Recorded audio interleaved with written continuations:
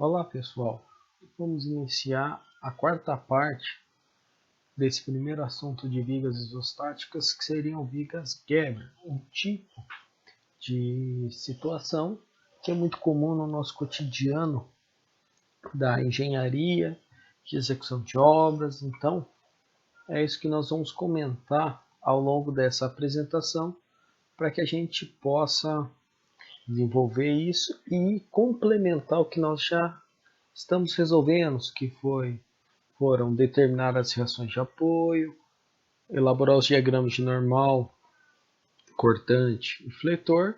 Agora, caso ocorra essa situação de ter uma viga Gerber, como proceder para poder dimensionar e elaborar os diagramas como comentado.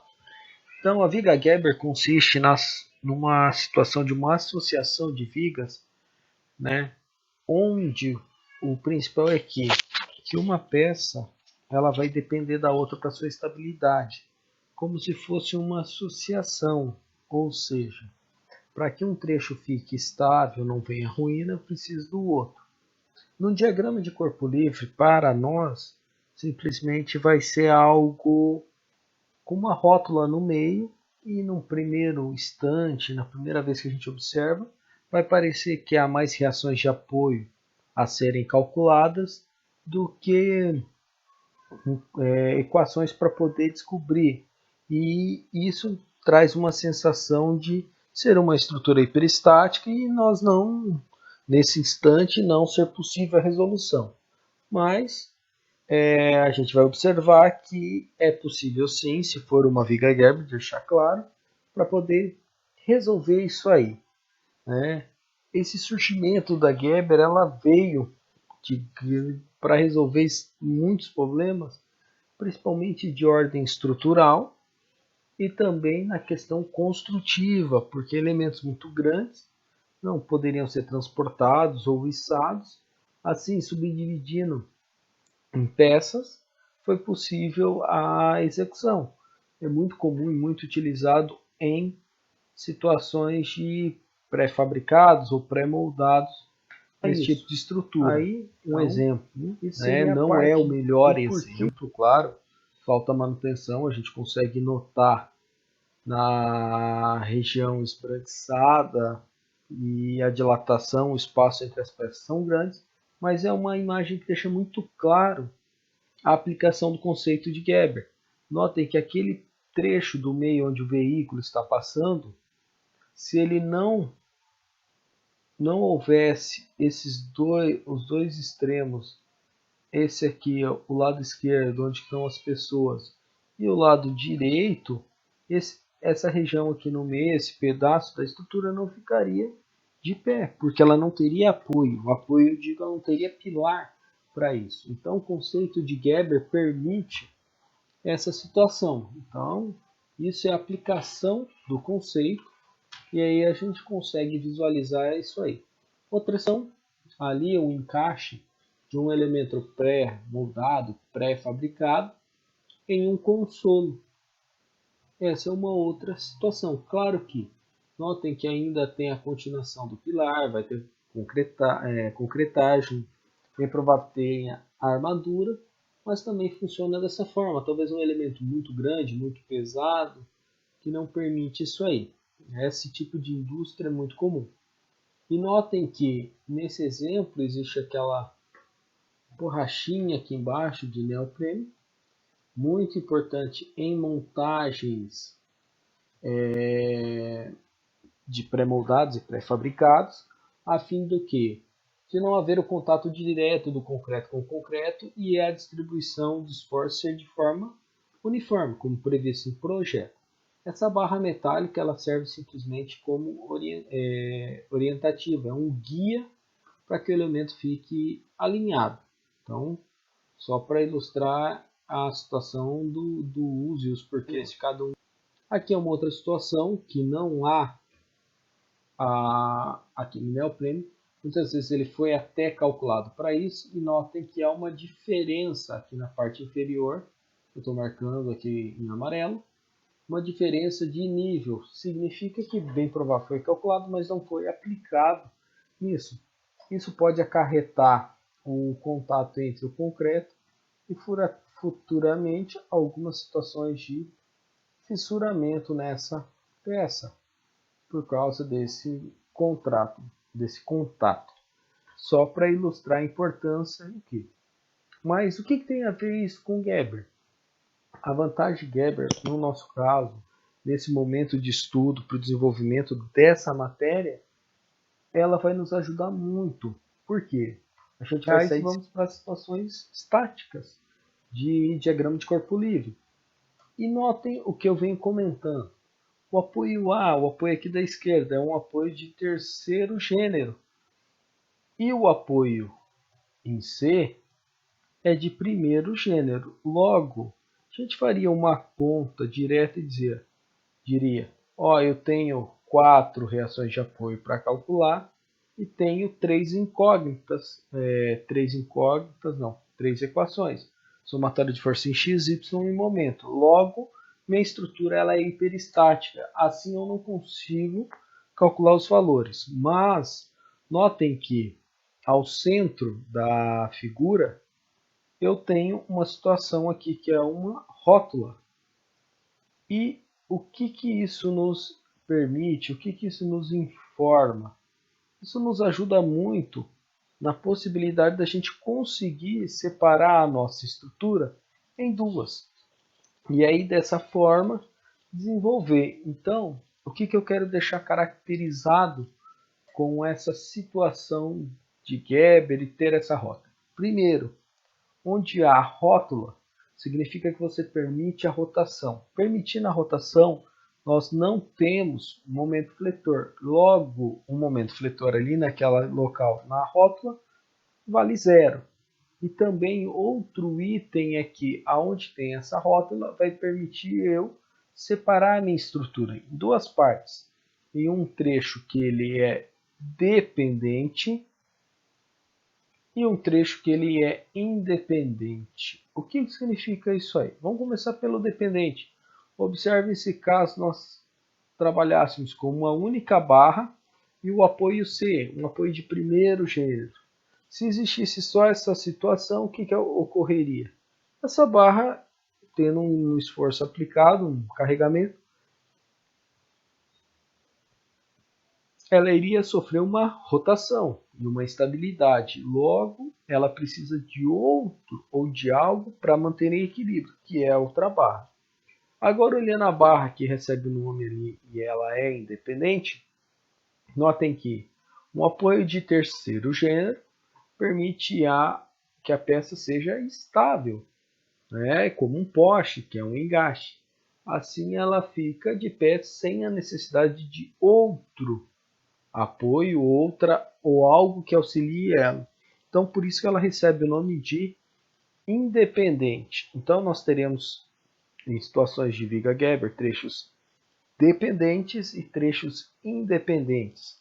Não precisa ser somente uma de cada. Isso aqui, esse primeiro exemplo, é para ilustrar a situação. E como que nós iremos proceder? Nós sempre começamos o cálculo pelo trecho dependente, né? No caso de B a C. Como vocês observam na figura abaixo, onde a gente deixou separado o trecho de B a C.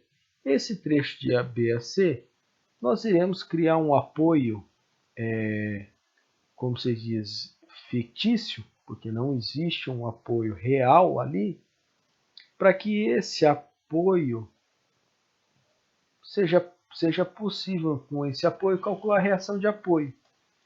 Calculando a reação de apoio na barra de B a C, aqui é uma reação. Porém, na outra barra que serve de suporte, ela passa a ser uma ação. Ou seja, nós estamos aplicando a uma das leis de Newton. Toda ação tem a sua reação. No nosso caso, é o oposto. Calculamos a reação para virar ação e aí sim verificar o quanto de carregamento em B vai ser influenciado em A. Ou seja, conseguimos desenvolver o exercício de forma tranquila. Então, essa aqui é a linha de raciocínio. Começamos pelos trechos dependentes, Tendo os valores encontrados, aplicamos essa reação na outra barra como uma carga em si, e aí calculamos os trechos independentes. Só reafirmando, a Geber, a rótula, permite a gente separar a estrutura e afirmar que o momento vale zero. E por que eu estou comentando isso de novo? Para deixar claro, pessoal, essa rótula e essa situação de separação ela vai interferir tão e somente no diagrama de momento fletor para calcular a reação de apoio. Mas e o diagrama de normal e cortante? O diagrama de normal e cortante, conhecido as reações de apoio, temos outros exemplos. É a mesma coisa que não houvesse. Observe que esse é um exemplo daquela primeira imagem. Ela não vai apresentar interferência nenhuma. O trechinho do meio elaboração dos dependente, então, que não fica de pé, ela só interfere no fletor e não de dois trechos independentes no normal. Só para ilustrar, o da esquerda de A até C, e o outro da direita de D até F. Notem que a gente precisa iniciar os cálculos pela figura, pela peça do meio, e depois distribuir os valores para as extremidades, para aí sim calcular as reações de apoio e dar sequência nos diagramas. Notem esse outro exemplo. Nesse outro exemplo, o que nós temos? Nós temos dois trechos dependentes e um independente. O que significa isso aí? Que o trecho dependente de D até E, ele precisa ser calculado primeiramente para determinar as reações, para que esse carregamento, essa reação, vire uma ação no próximo, que é o de B a D, para poder calcular as reações de apoio. Calculadas as reações de apoio, principalmente a de B, por estar apoiado dependendo de outra viga, outra peça, vire uma carga e assim finalizar. Então, seria uma situação um pouquinho mais extrema de como verificar isso. E uma situação que eu não sei exatamente qual que é o dependente, qual que é o independente. Fiquem tranquilos, caso você comece por uma situação que é dependente, mas tem uma outra que depende dessa, o que você vai observar? Você vai observar que irá ficar faltando informações no desenvolvimento das suas contas. A consequência disso aí é que bem provável que você tenha que reiniciar o exercício da forma adequada. Então, o que lhe causaria somente um tempo a mais de estudo. Por isso que a prática é muito recomendada para que você não comece de forma equivocada.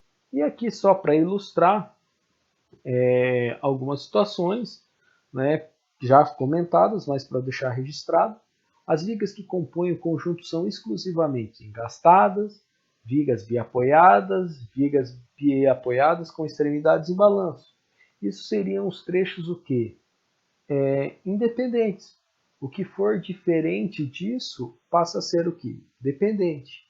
Os vínculos entre as vigas não impedem as rotações relativas. Outra situação importante, ou seja, aquela rótula não trava na estrutura, permite a rotação. As reações nos vínculos internos são, portanto, forças que se opõem aos deslocamentos lineares, sendo nulas nulas as reações de momento, ou seja, o que quis dizer isso aí? Que o momento vale zero. Por quê?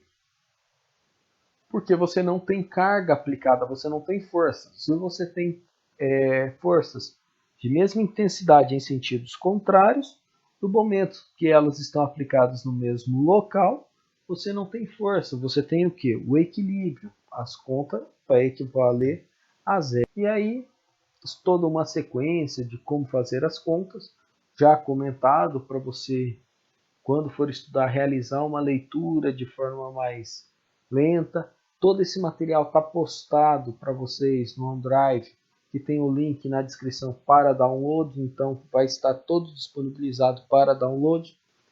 E aí nós temos um exemplo numérico, bem simples, aonde nós temos, notem que como é um exercício para início de resolução, para vocês entenderem como faz, Notem que nós temos o apoio A de terceiro gênero e o apoio C em primeiro. Logo, é hiperestático, porém tem uma rótula em B, passando a ser o que? Isostático. Separando a minha estrutura em B, nós temos o trechinho AB e BC. Notem que o trecho AB, por ter o engaste, ele vai ficar de pé. Já o trecho de B a C separado, não tem nem apoio em B, ele vai cair. Logo, nós chegamos à seguinte conclusão, que o trecho de B a C é o dependente e o de A a B é o independente. Ou seja, você vai calcular duas vezes a viguinha biapoiada que você está habituado a calcular. Então, nós calculamos entre B e C as reações de apoio, em B a reação vira ação entre A e B, e assim calcula-se a reação em A. Feito isso, desenvolve os diagramas. Então, esse seria o exercício 1. Exemplo. Onde que eu posso encontrar material? Se vocês observarem no link ali do laboratório lá da USP, vocês vão encontrar, tem o material do Manuel Henrique Campos, do Botelho, também para complementar isso aí. Então, é o que nós temos. O que ficou para vocês como atividade? Esse exercício exemplo para vocês desenvolverem e encaminharem por e-mail. Então, aí nós conversamos a data certinho.